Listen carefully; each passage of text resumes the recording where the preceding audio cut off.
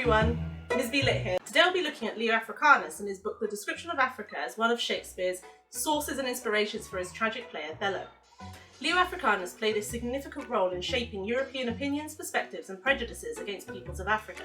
This will be particularly pertinent to those of you studying Othello at A-level or beyond, or it may be interesting to those of you who just love Shakespeare. By the end of this video, you'll be able to incorporate meaningful context to your Othello essays, ensuring that you're hitting AO3 in a detailed way. You'll also be able to show an understanding of European prejudices and attitudes towards Africa through the sources that were available to Shakespeare and his contemporaries.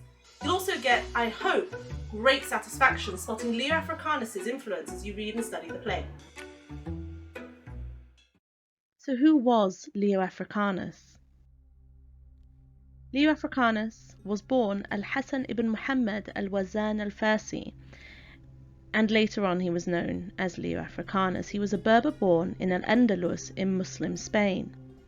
His family moved to Fez in Morocco after Al-Andalus suffered a defeat that would overturn 800 years of Muslim rule in Spain. This led to the expulsion of thousands and thousands of Muslim families who refused to convert to Christianity, and so he and his family moved to Morocco.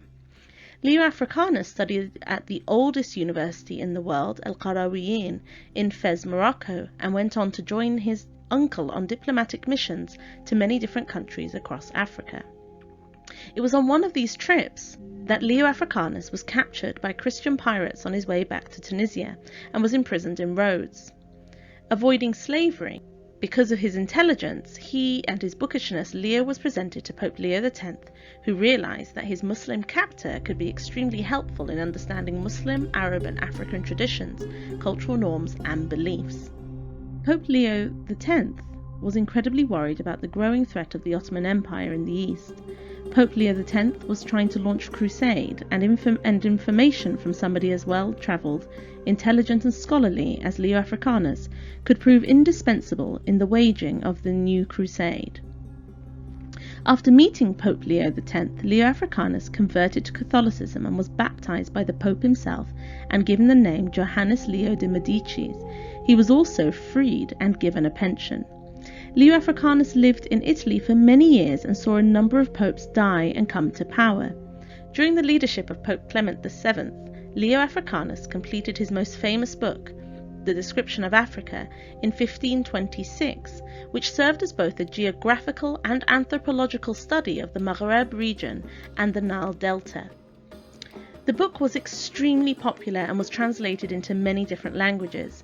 The book was regarded among his scholarly peers in Europe as the most authoritative treatise on the subject until the modern exploration of Africa.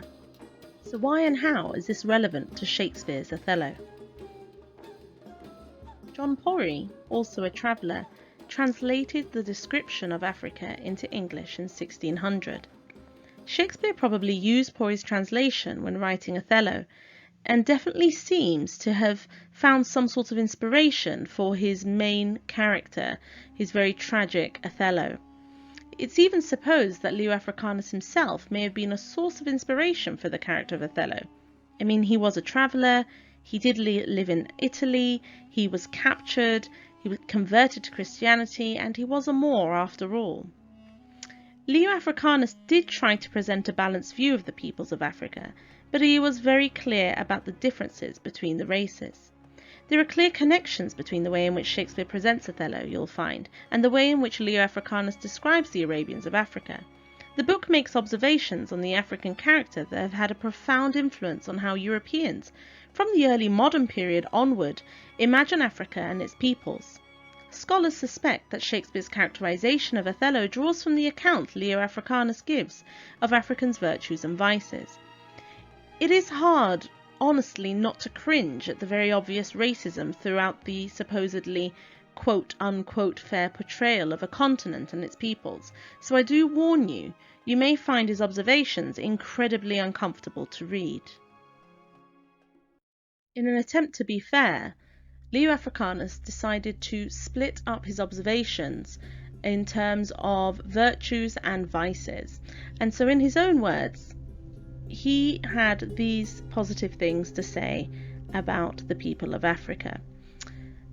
those Arabians which inhabit in Barbary or upon the coast of the Mediterranean Sea are greatly addicted unto the study of good arts and sciences, and those things which concern their law and religion are esteemed by them in the first place.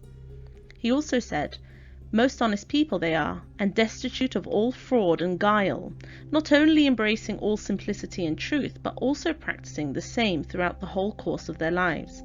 He also says, no nation in the world is so subject into jealousy, for they will rather lease their lives than put up any disgrace in the behalf of their women, which of course is incredibly important when we have a look at the character of Othello.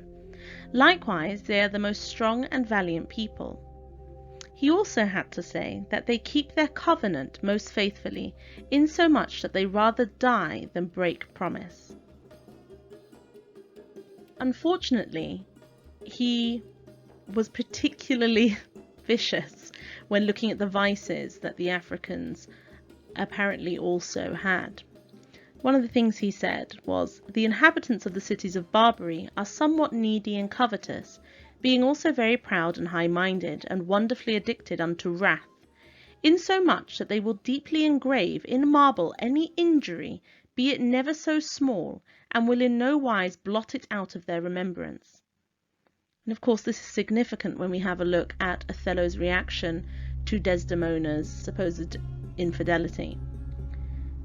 He also says, their wits are but mean, and they are so credulous that they will believe matters impossible which are told to them. He also says, so ignorant are they imagine all the effects and operations of nature to be extraordinary and divine. He goes on to say that they speak always with an angry and loud voice. He also says that they are rude people and born and bred to theft, deceit, and brutish manners when discussing the shepherds of the Barbary people. He also says, the Negroes likewise lead a beastly kind of life, being utterly destitute of the use of reason, of dexterity, of wit, and of all arts.